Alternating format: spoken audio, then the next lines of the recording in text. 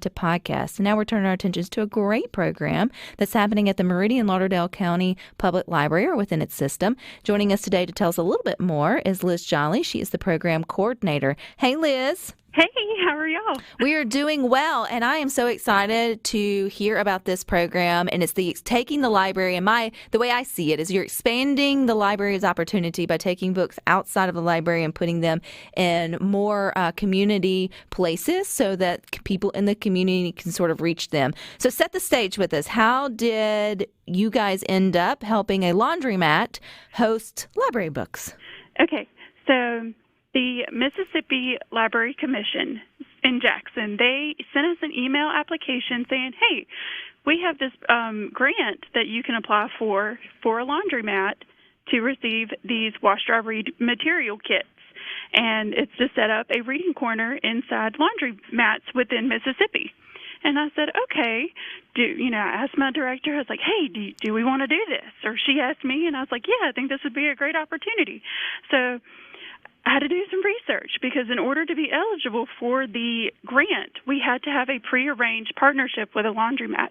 So I tried calling a few local laundromats, and I was like, either I got a busy signal, nobody answered, or maybe they didn't have the space.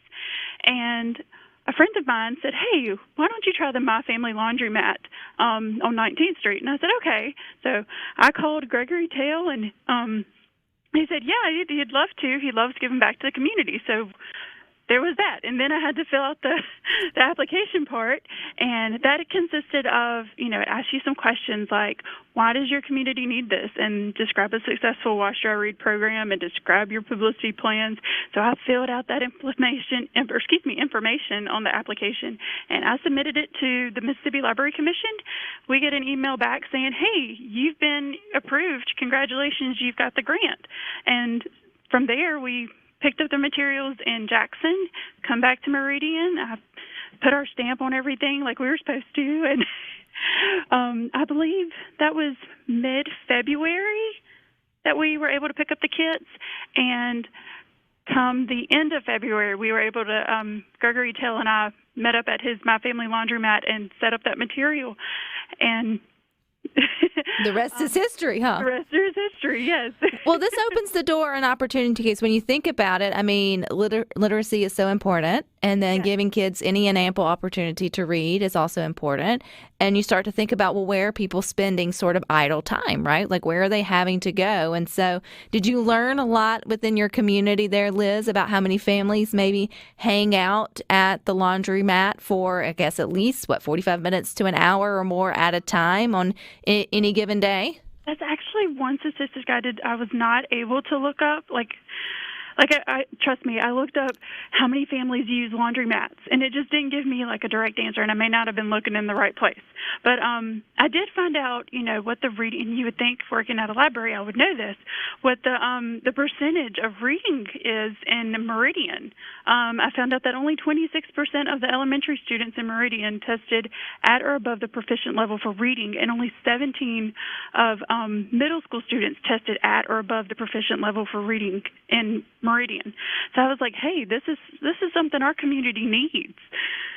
And it's something that it's easy, like you think about it, like after I saw the story, Liz, I was like, this makes perfect sense. Like, you have like the little libraries that have popped up all over in communities and neighborhoods and giving kids the opportunity to check out a free book, and sort of that way. But putting them like in doctor's offices and other places, but they're at the laundromat. I mean, if mom or dad or auntie or grandma has to come and do, 2 hours worth of laundry, then you now have something for them to do.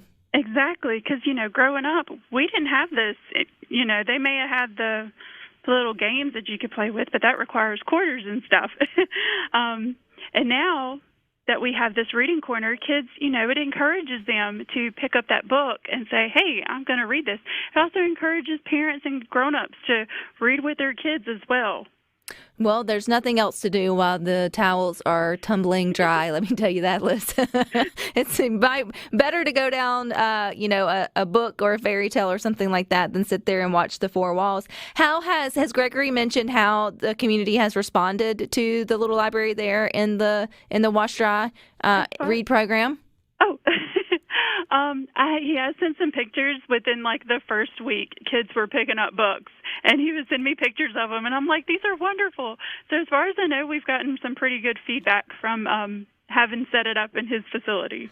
So if people are listening to good things, Liz, all across the state, and they think this is a great program they would want in their community, should they reach out to their local library, or is it something they could reach out to the Library Commission for, or how could they replicate this? If they can't find anything, well, first I would start with your local library, and then your local library can reach out to the Mississippi Library Commission. I know Shelley Ziegler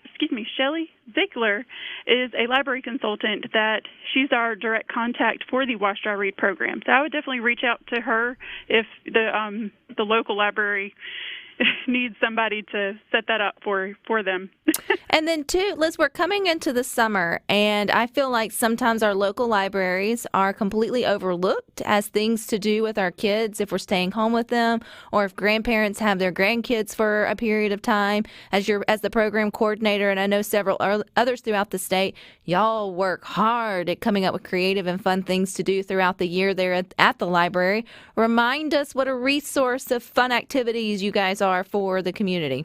Yes, we have summer reading, our summer reading program coming up. Registration begins May 15th through June 2nd. The program dates start June 5th through July 28th. This is not just for kids. This is also for grown-ups and for teens as well. Teens, adults, elementary and middle school. So I know at our library we have a whole list of things going on. We have Movie Mondays, Toddler Tuesdays. We have an escape rooms each month, K through 5th, 6th through 12th grade programs. We have our summer reading kickoff that starts June 2nd. So it's going to be like a tap a truck and food vendors. We'll have a food truck day. We have all kinds of things going on, a book signing expo. We're hoping to get that information put up on our website as well and Facebook.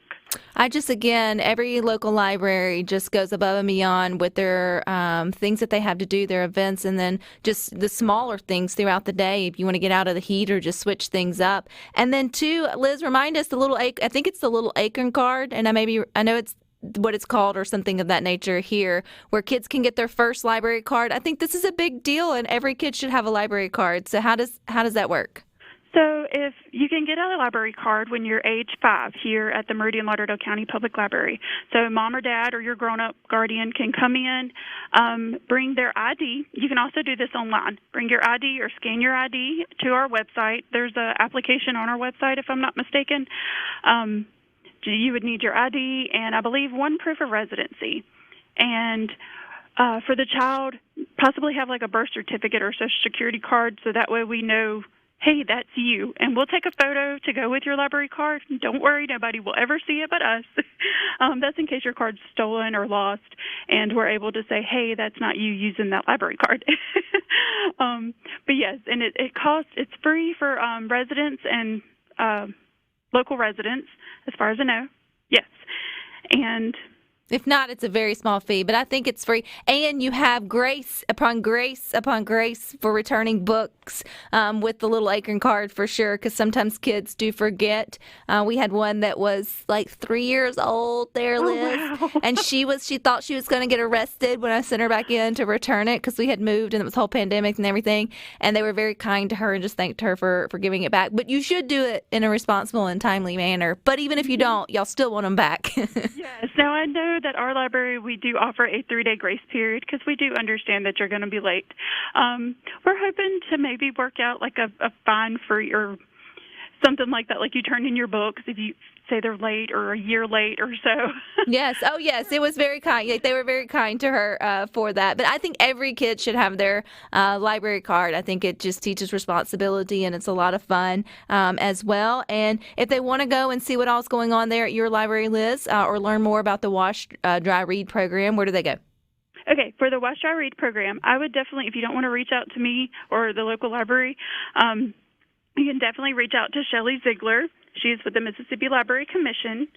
And For more information about our programs, you can reach us on Facebook at Meridian-Lauderdale County Public Library, or you can follow us, or you can check out our website, which is meridian-lauderdalecounty.com. All righty, Liz. I appreciate your time. Good luck this summer with all the kiddos and stuff coming through. And yeah, thank you. Yes, ma'am. Thank you so much for having us. All righty. You guys stick with us. We got more for you coming up next.